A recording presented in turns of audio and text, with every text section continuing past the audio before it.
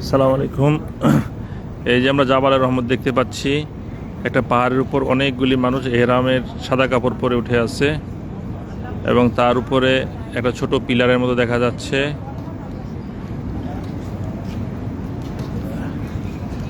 এটা হলো জাবালের রহমত। যদিও জাবালের রহমতের এই পাহাড়ের মধ্যে ওঠার মধ্যে কোনো নেকি নাই, ফজিলত নাই, তারপরে মানুষ আবেগের তাড়নায় এর মধ্যে উঠে। এগুলো আরাফাতের ময়দান, চারিদিকে লক্ষ লক্ষ মানুষ। আমরা এখানে একটা পাহাড়ের উপর অবস্থান করতেছি, আমাদেরকে পাহাড়ের উপর রাখা হয়েছে।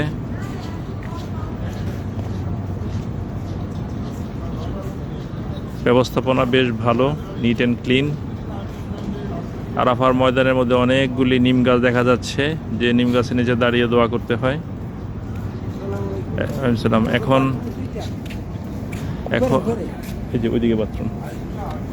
এখন 7টা বাজে বা হয়তো কয়েক মিনিট বাকি থাকতে পারে।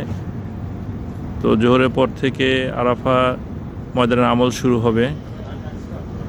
মসজিদে নামিরাতে খুতবা দেওয়া হবে, যদিও সেখানে এত লোক যাওয়ার জায়গাও নাই আর প্রয়োজনও নাই, নিজস্ব তাঁবুতেই নামাজ পড়া যায়। আমরা সকালে নাস্তা করে নিলাম এবং আমরা একটু হেঁটে হেঁটে দেখার চেষ্টা করতেছি যে চারদিকে কী অবস্থা। যেহেতু এখন আমল শুরু হয় নাই, আমল শুরু হবে 12টার পর থেকে। 12:30টার দিকে জোহরের ওয়াক্ত হবে। এরপর থেকে উকুফে আরাফা অর্থাৎ আরাফার আমল শুরু হবে। তো এখানে দেখা যাচ্ছে যে হাজি সাহেবরা সবাই 2 খণ্ড সাদা কাপড় পরে প্রস্তুতি নিচ্ছেন ওনারা উকুফে আরাফার জন্যে। আশেপাশে ঘুরে ঘুরেও দেখতেছেন কোথায় ওনারা দোয়া করবেন, কোথায় টয়লেট, কোথায় একটু সুবিধাজনক জায়গা পাওয়া যায় কিছুক্ষণ অবস্থান করার জন্য, কোথায় একটু ছায়া পাওয়া যেতে পারে। এই জিনিসগুলো ওনারা ঘুরে ঘুরে দেখার চেষ্টা করতেছেন, যেন দোয়ার সময় ওনাদের একটা মুহূর্ত সময় নষ্ট না হয়, পুরো সময়টা যেন ওনারা দোয়ার মধ্যে কাজে লাগাতে পারেন। গাড়ি দেখা যাচ্ছে, গাড়িতে হাজি সাহেবরা এখনও আরাফার ময়দানে আসতেছেন। আমার বন্ধু গাজী সাইদুর রহমান, সে সকালে গোসল সেরে নিছে, আমরাও গোসল সেরে নিছি, এখন বেশ ভালো বোধ করতেছি। অসংখ্য মানুষ আশেপাশে, কিন্তু কোনো উচ্চবাচ্য কোলাহল শোরগোল নাই। সবাই যেন একটা আধ্যাত্মিক অবস্থার মধ্যে ডুবে আছে। সবাই যেন এক আল্লাহর সাথে কানেক্টেড হওয়ার চেষ্টা করতেছে। সবার মধ্যে যেন একই চিন্তা যে আজকের দিনে আমাকে ক্ষমা পেতেই হবে, আমাকে মাগফিরাত নিয়ে দেশে ফেরত যেতে হবে। এই জন্য কোনো কোলাহল, কোনো শোরগোল আমরা দেখতে পাচ্ছি না। সবাই চুপচাপ আমলের জন্য প্রস্তুতি নিচ্ছে। এলাকাটা অতটা গরম এখনও হয় নাই, তবে যতই সময় যাবে ততই এলাকাটি গরম হবে আস্তে আস্তে। দুপুর 12টা, 1টা, 2টা, 3টার দিকে সর্বোচ্চ তাপমাত্রা পৌঁছাবে। আর স্বর্ণ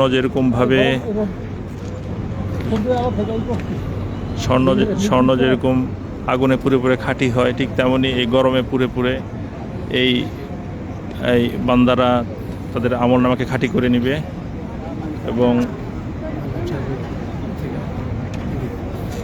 এবং সবাই সেইভাবে মানসিকভাবে প্রস্তুত। একটা অপূর্ব দৃশ্য, অপূর্ব পরিস্থিতি, চারিদিকে একটা নিষ্পাপ পরিস্থিতি আমরা দেখতে পাচ্ছি চারিদিকে। এদিকে বড় বড় পাহাড় দেখা যাচ্ছে, যদিও এই পাহাড় প্রত্যেকটাই জাবালে নূর পাহাড় চেয়ে অনেক বড়, কিন্তু ফজিলতের দিক থেকে জাবালে নূর পাহাড়টি অনেক ফজিলতপূর্ণ। যেহেতু আমাদের নবীজি সাল্লাল্লাহু আলাইহি ওয়াসাল্লাম এর উপর দাঁড়িয়ে বিদায় হজের ভাষণ দিয়েছিলেন, তাই পাহাড়টি মানুষের একটা আবেগ এবং ইমোশনের জায়গা হয়ে আছে। মানুষ এই পাহাড়ের উপর উঠে সেই পুরানো স্মৃতি মনে করার চেষ্টা করে। যদিও এই পাহাড়ে ওঠার মধ্যে কোনো নেকি হবে না, কিন্তু মানুষের আবেগকে তো ধরে রাখা যায় না। কাজেই মানুষ ওর উপরে এই গরমের মধ্যেও পাহাড়ে আরোহণ করে ওখানে চুপচাপ বসে থাকে। দেখুন মানুষগুলি অনড় অবস্থায় পাহাড়ের গায়ে যেন লেপ্টে আছে সাদা কাপড় পরে। যাই হোক, আমাদের এই উকুফে আরাফা অর্থাৎ আরাফার ময়দানে আমলের জন্য আস্তে আস্তে প্রস্তুতি নিতে হবে।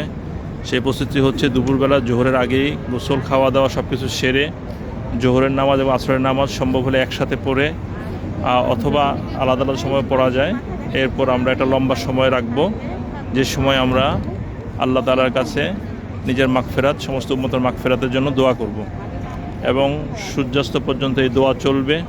দাঁড়িয়ে বসে যে যেভাবে পারেন দোয়া করবেন, তবে ভালো হয় নিজের টেন্ট বা তাঁবু থেকে বের হয়ে দুই হাত আকাশের দিকে তুলে আল্লাহ তাআলার সাথে একান্ত নিরিবিলিভাবে কথোপকথন করা এবং আল্লাহ তাআলার কাছে নিজের সমস্ত প্রয়োজনের কথা কায়মনোবাক্যে বলে আল্লাহ তাআলার কাছ থেকে সমস্ত প্রয়োজন পূরণ করে নেওয়া। যেহেতু আজকে আল্লাহ তাআলা আমাদের মাগফিরাত করে দিবেন, আগেই ঘোষণা করে দিয়েছেন, এবং শয়তানকে চূড়ান্তভাবে অপদস্থ করবেন, এটা আগে থেকে ঘোষিত। কাজেই আজকের দিনটা মুসলমানদের জন্য সবচেয়ে উত্তম দিন। এই দিন আল্লাহ তাআলা লক্ষ লক্ষ মুসলমানকে একদম ক্ষমা করে নিষ্পাপ করে দেন। সূর্যাস্ত হওয়ার সাথে সাথে বা সূর্যাস্ত হওয়ার ঠিক পরেই হাজী সাহেবরা এখান থেকে মুজদালিফার উদ্দেশ্যে রওনা দিবেন এবং মুজদালিফা রাত্রি যাপন করবেন, ফজরের নামাজ আদায় করবেন এবং ফজরের নামাজের পর থেকে শুরু করে ফর্সা হওয়া পর্যন্ত মুজদালিফায় অবস্থান করে আল্লাহ তাআলার কাছে দোয়া করবেন। ওই সময় আল্লাহ তাআলা তার শেষ অপরাধী বান্দাকেও ক্ষমা করে দিবেন। এখানে নিরাশ হওয়ার কোনো কারণ নাই, সন্দেহ পোষণ করার কোনো কারণ নাই। আল্লাহ তাআলা অবশ্যই ক্ষমা করে দিবেন, অবশ্যই নিষ্পাপ করে দিবেন। এই বিষয়ে আমরা শতভাগ বিশ্বাসী এবং এটা হবেই। আল্লাহ তাআলা আমাদেরকে নতুন করে জীবন শুরু করার জন্য অনুপ্রাণিত করবেন এবং কিতাবের মধ্যে এভাবেই অনুপ্রাণিত করা হয়েছে। ভিডিওটি দেখার জন্য সবাইকে অসংখ্য ধন্যবাদ। আসসালামু আলাইকুম।